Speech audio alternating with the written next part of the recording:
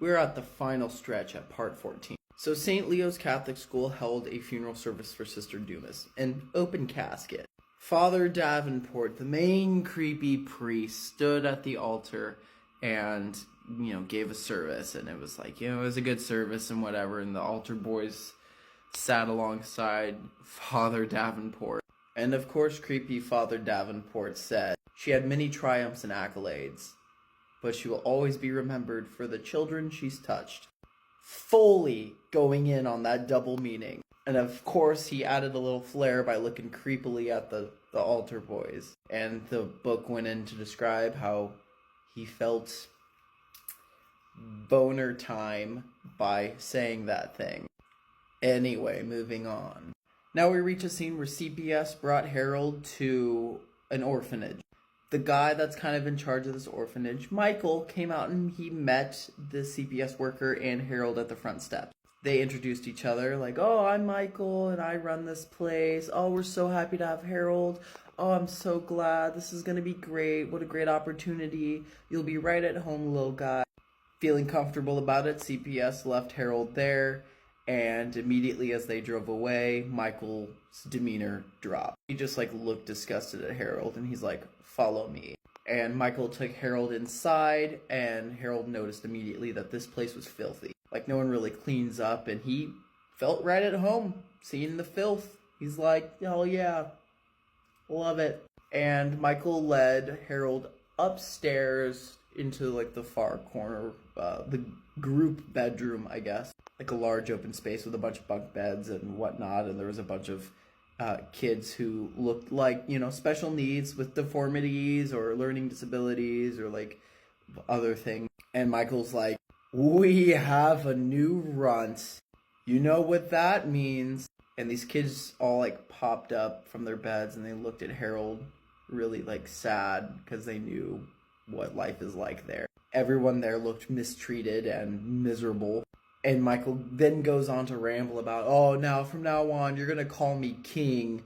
Harold, I'm King now. If you don't call me King, you get beat, all right? Harold didn't say anything. He hasn't said anything. He's been quite emotionless the whole time.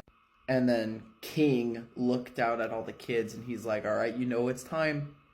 Time for the introduction. And Harold had to climb into one of the beds and cover himself with a sheet. And this horde of kids came over and just started beating the shit out of him. And as Harold took damage, bones breaking, skin splitting, getting brutalized, none of the kids wanted any part of that. Nobody wanted to do it. But King just laughed. He just laughed. He enjoyed it. Harold also started laughing. He liked the pain because the pain was honest to him.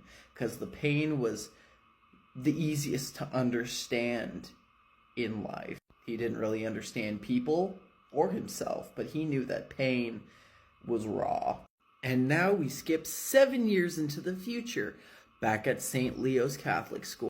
Father Davenport, an aged old man, approached the confessional, going in for a little service. He had a scheduled meeting and he didn't really seem like he wanted to be there, so he entered the confessional and the smell hit him. It smelled like death. It was horrendous. And he was there to meet a particular person. Oh, I'm sure you could guess. He could barely see through the little window in the confessional, but he was hoping to make this as quick as possible. But from what he could see through the little window was a very large man.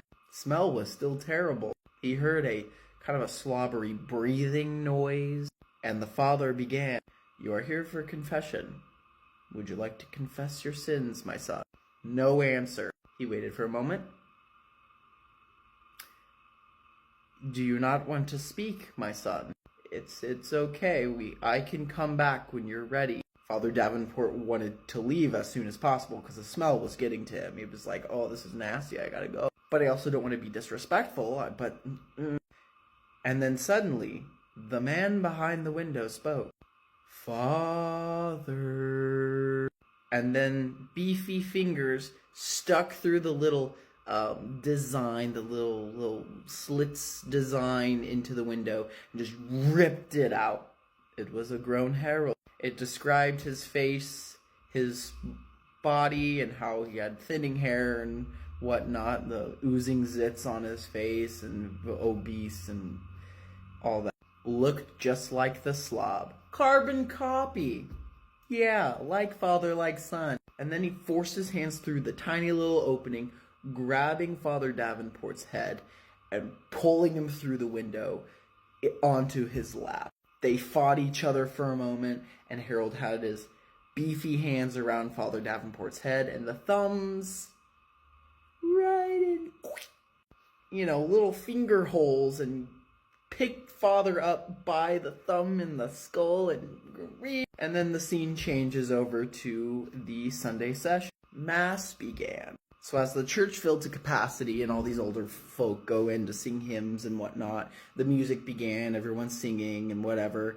The altar boys were kneeling on stage and they're waiting for the songs to be over. And then it was about the time where Father Davenport would come on stage and start speaking, would start the sermon. Well, he didn't come. In fact, nothing at all. It was quiet. About 10 minutes passed and everyone's just looking around like, oh, I wonder what's going on.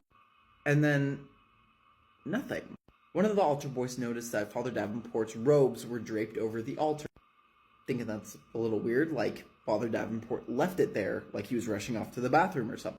And he was looking at the robe and he noticed that it was like warped a little bit, like something was hidden right behind it, and that it looked kind of wet with red, but he couldn't tell.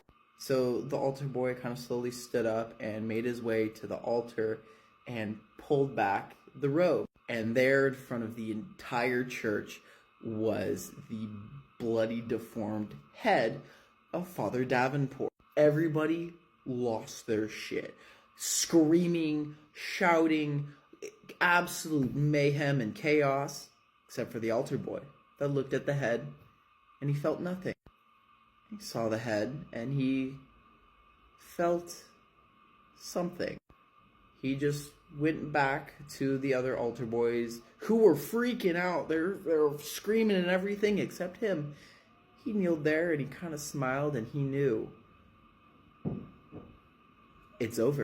It's the first time he smiled in years since what he's gone through. And by prime assumptions, you can assume that this kid has been through some shit by the hands of Father Davenport. And he's just like, hell yeah, it's over. I'm finally free. And that was the end of Son of the Slob. There you go. It's bloody beautiful. Cheers, mate.